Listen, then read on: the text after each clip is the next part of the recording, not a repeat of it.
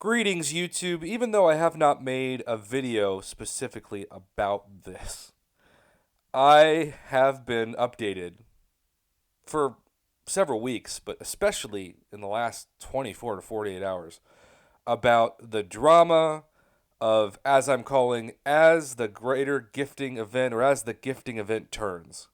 Because let me tell you, so many American soap operas have hired so many talented writers to write the best fictional drama they can on television, and it seems like it really is true that sometimes truth is stranger than fiction. And some of the stuff I've heard and seen in the top alliances chasing that tier 5 class catalyst selector, the 50% one, you can't make up. You can't make up. It's like a combination of like the mafia meets the FBI meets Bill Gates. I don't know. I think you could try to sell the pilot to a broadcasting company and they wouldn't believe you because it just seems so far fetched. And yet, that's what happens when you return a gifting badge with no rules for a month. That's what happens when you allow bots and mods to sell discounted units and have people jump in. And that's also what happens when you have by far the most valuable prize ever offered in the game that I don't even know if you can put a price tag on it, since throughout the year, most of the time, we just see class catalyst fragment crystals, which even if they're going to give you like 10% or 25% even of a tier 5 class catalyst, it's a 1 out of 6 RNG, and you're hoping for a very small percentage chance that the algorithm is going to give you the class you need, and it often shows you with the data that it's going to give you the opposite of what you need because it's not going to want you to take that 6-star to rank 3 because then you might not be as incentivized to keep buying more whale 10,000, 15,000 unit bundles to get your hands on more of those fragment crystals. So, I think we are going to see a late push from everybody at the top, unlike anything you've seen. It reminds me of like the late push that people talk about right before Black Friday traditionally when people show up to the stores where you see those security cam videos at like Walmart or Best Buy. This was before they handed out tickets where people are like injuring each other just running through the doors trying to get to the big screen TV first.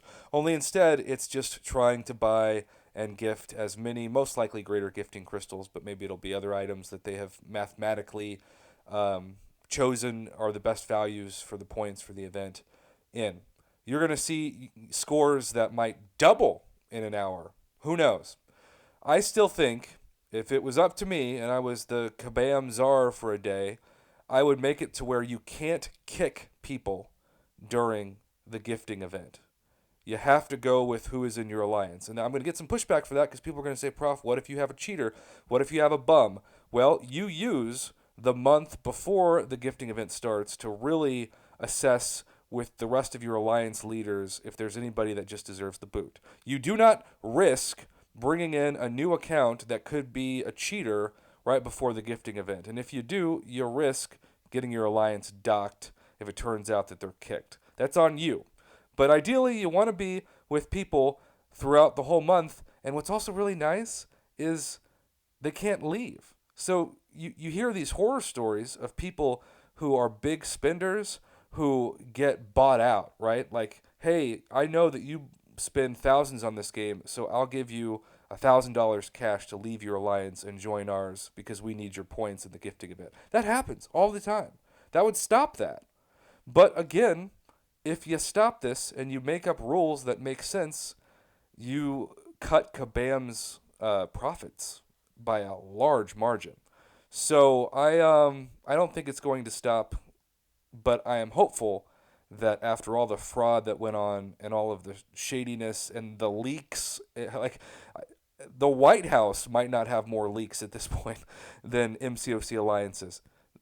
I've never seen like the term leaker or mole or rat. Like, I'm like, are we watching like a mafia movie or are we talking about a gifting event? But it's the same principle. It's just You can't make it up. So I think the title of this video is going to be something like "Grab Your Popcorn, YouTube," because the drama is just beginning. We now, at the time of posting this, have less than 24 hours for this godforsaken event to end.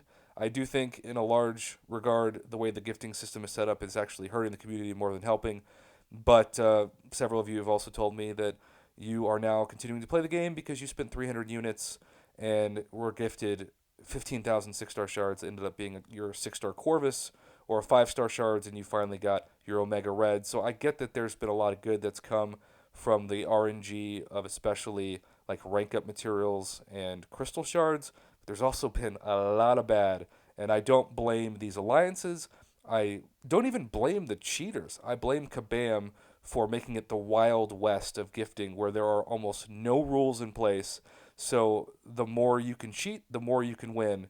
And until that stops, you're just going to see it every year, and the price tag is going to continue to get even higher, and it's going to be a fraudulent, terrible game that 99.9% of people are just trying to win fairly and are being screwed over. It's the arena times a million when you consider what's at stake with these milestone prizes. But we'll see who wins. I think it's pretty much a foregone conclusion that Cow's going to buy out everybody, but there are some people in other alliances who say, this year we're prepared. And when people say that, and you know they're millionaires, anything can happen. Grab your popcorn, YouTube. Stay tuned.